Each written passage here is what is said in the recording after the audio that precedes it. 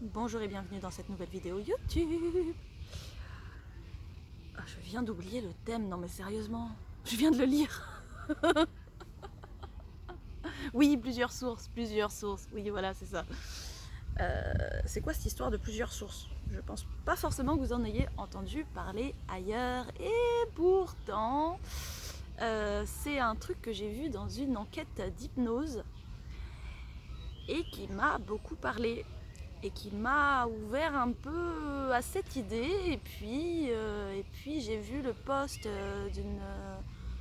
d'une prêtresse qui parlait de la différence entre Dieu, la source, l'univers, etc. Et pourquoi est-ce qu'elle, elle utilisait uniquement le mot Dieu. Et puis tout ça a fait un petit micmac en moi, ça a pris le temps, hein. Le post, ça fait un bout de temps maintenant que je l'ai vu, hein, ça doit faire plus d'1 an. Et puis cette idée est restée dans ma tête, etc. Et puis il y a quelques jours, j'ai parlé avec une copine, et puis je sais plus pourquoi, j'ai ressorti cette idée de il y a plusieurs sources. Et je me suis dit, mais en fait, il faut en faire une vidéo, parce que personne ne parle de ça. Donc c'est parti. J'allais dire générique, mais il n'y a pas de générique. Enfin, s'il y a un générique, mais je le mets pas sur ce type de vidéo. Enfin bref. Générique. Me revoilà. donc plusieurs sources. Alors, en fait, la source, c'est quoi? La source, c'est donc une source. C'est une source à laquelle on va pouvoir s'ancrer. Donc c'est un espace-temps, un non-espace non-temps qui est contenu dans un espace de conscience. Donc il y a la source de Gaïa, il y a la source de... il y a notre soleil qui est la source. À l'intérieur du soleil, il y a une source qui est la source de notre système solaire. Il y a la source de notre galaxie, il y a la source de notre univers, et spoiler alerte, il y a plusieurs univers, donc il y a plusieurs sources. Et en fait, au-delà de la source des univers, il y a encore d'autres sources, mais qui moi m'échappent. Voilà, je ne veux pas parler de ce que je ne connais pas. Et en fait, Dieu englobe tout ça. Voilà. En fait, j'ai résumé la vidéo en 2 minutes 30. En fait, quand on s'adresse à la source, selon notre vibration et selon comment est-ce qu'on va s'adresser à la source, et selon notre besoin du moment, en fait, l'appel, il va être envoyé à une ou plusieurs sources. Ah, ça c'est une info qui vient d'arriver. Notre appel, il va être envoyé à une ou plusieurs sources en fonction des vibes et de nos besoins sur le moment. Et dans notre conscience, etc., en collaboration avec notre être spirituel, intérieur et tout ce bordel. Tout ce bordel. Franchement, comment tu parles? Quand on s'adresse à l'univers, en fait, on va s'adresser à une vastitude qui comprend tout le tissu de notre réalité.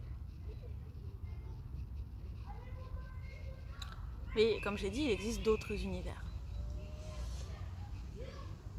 Et donc si on veut s'adresser vraiment à la totalité de la totalité de la totalité de la totalité, eh bien on ne peut pas s'adresser à quelque chose qui porte un nom. Bah oui, parce qu'à partir du moment où quelque chose porte un nom, c'est qu'il est ça et qu'il n'est pas autre chose. Or, ce principe-là dont je parle, il est tout. Tout. Et c'est pour ça que les juifs, en tout cas dans les écrits juifs, Dieu a un nom qu'on ne peut pas prononcer.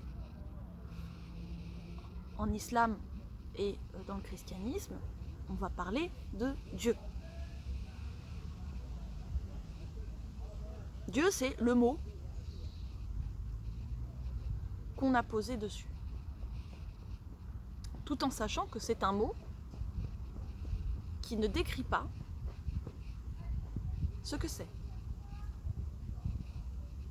Dieu ne peut pas être décrit. Dieu se vit. Donc voilà, donc c'est pour ça que c'est important de bien comprendre qu'il y a plusieurs sources. Quand on s'adresse à l'univers ou la conscience, c'est pareil, la conscience, on s'adresse à la conscience. Mais avec quel état de conscience on s'adresse à la conscience, si vous voulez? À partir d'où à l'intérieur de nous? À partir de quel état de conscience? À partir de quel niveau de conscience plutôt on s'adresse à la conscience?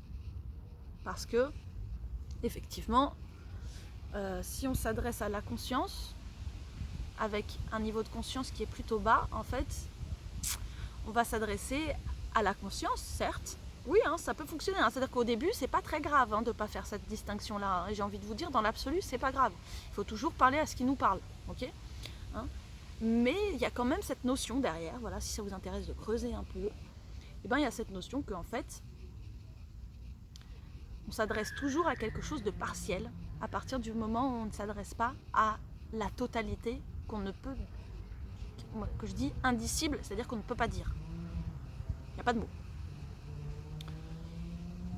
Donc on s'adresse toujours à une partialité. Et en même temps, dans l'histoire, c'est pas nouveau.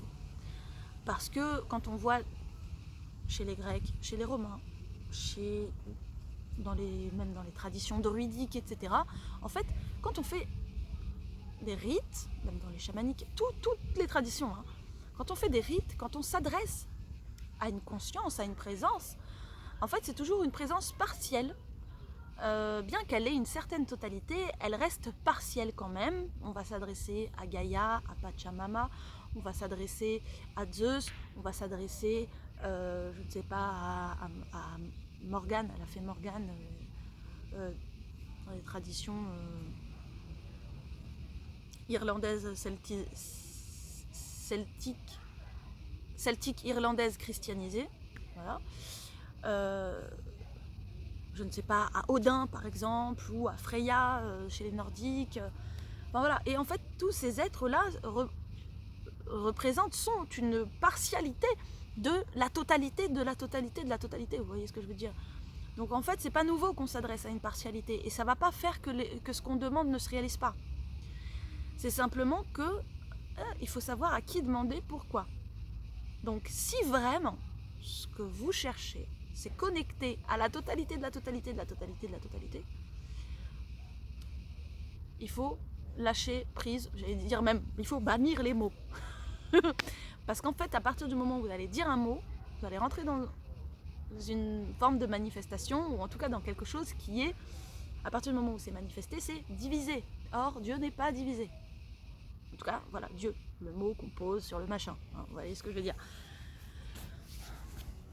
Parce que bon, Dieu, ça veut rien dire. Voilà, c'est ça que c'est. Donc voilà, je pense que c'est une info qui était importante à transmettre parce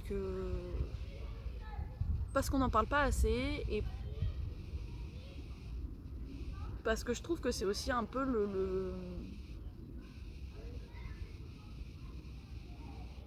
je trouve que c'est un petit peu là où des gens pensent qu'il y a des polythéismes et des monothéismes. Or, ce n'est pas ma vision du tout des choses. Je me sens proche de pas mal de traditions, qu'elles soient monothéistes ou polythéistes, comme on dit. Mais sauf qu'en fait, pour moi, dans tous les cas, l'organisation de l'univers, elle est pareille. Dans tous les cas, il y a une totalité qu'on ne peut dire. Et c'est pour ça que dans des panthéons, vous n'allez pas trouver de nom pour cette totalité qu'on peut appeler Dieu, Yahvé, Allah. Mais parce qu'en fait, on ne peut pas la dire. Donc en fait, ça sert à rien, ce que je veux dire. Ça sert à rien d'essayer de foutre un mot là-dessus. Et puis, on va retrouver des manifestations diverses, comme la Sainte Trinité, dans le christianisme, on va avoir je vais plus parler du christianisme parce que je connais moins les autres. Mais bon, on va voir. Ah, si, il y a les... Si. Dans le judaïsme, on va avoir les éphirotes, quand même. Hein. Donc c'est quand même des partialités. On va avoir les anges, les archanges, hein, ça reste des partialités, hein, même si, voilà. Tous les règnes célestes et tout, ce sont des partialités.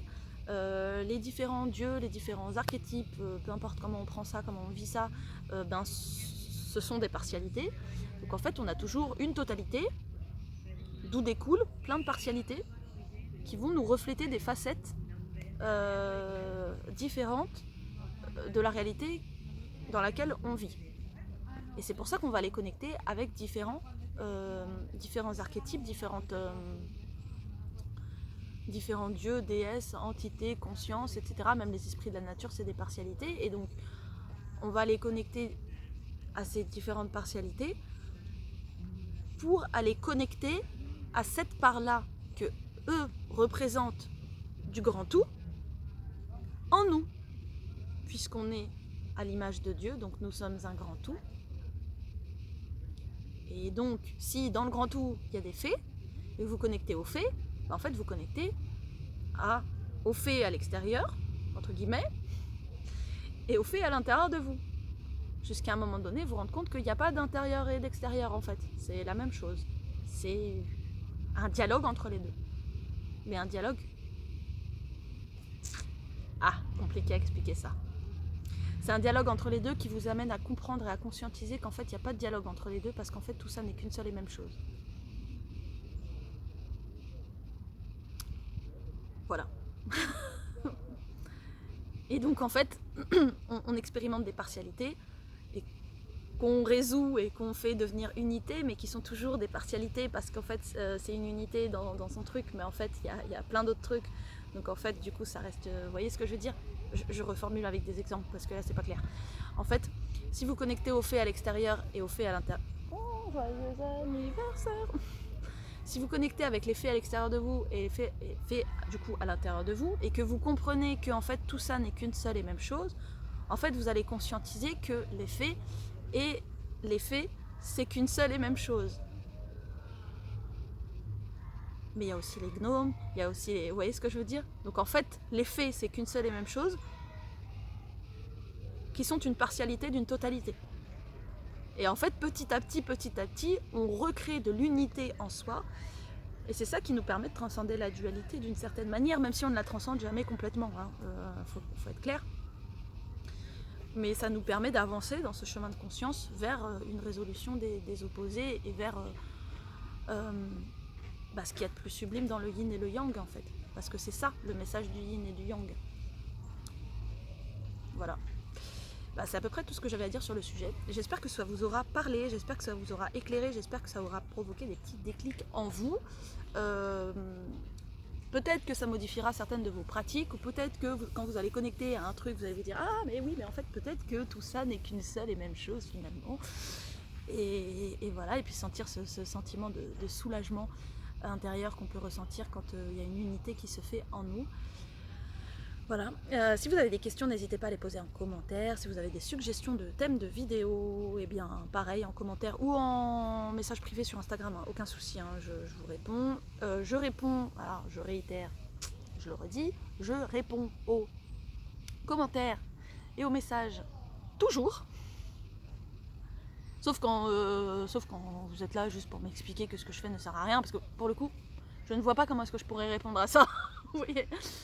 Mais sinon, je vous réponds toujours. Par contre, effectivement, ça peut prendre du temps. Parfois des jours, parfois des semaines et parfois des mois. Je sais, les abonnés YouTube, vous attendez mes réponses à vos commentaires. Mais ça va arriver à un moment donné, voilà. Je le fais quand je le sens, et donc voilà, si je le sens pas, je le fais pas. Comme ça, je le fais à un moment où je vous apporte une vraie réponse, et pas juste un moment où je fais c'est cool. Parce que c'est cool, mais je crois qu'on peut aller un peu plus loin, c'est un peu l'objet de cette chaîne, voilà, de creuser un peu plus en profondeur dans les mystères de l'univers. Donc si je peux vous donner des réponses un petit peu plus profondes, eh bien j'ai envie de dire, c'est pas plus mal. Voilà. Et voilà, c'est le fin de cette vidéo. j'espère que ça vous aura plu et je vous dis à très bientôt dans une nouvelle vidéo. Ciao!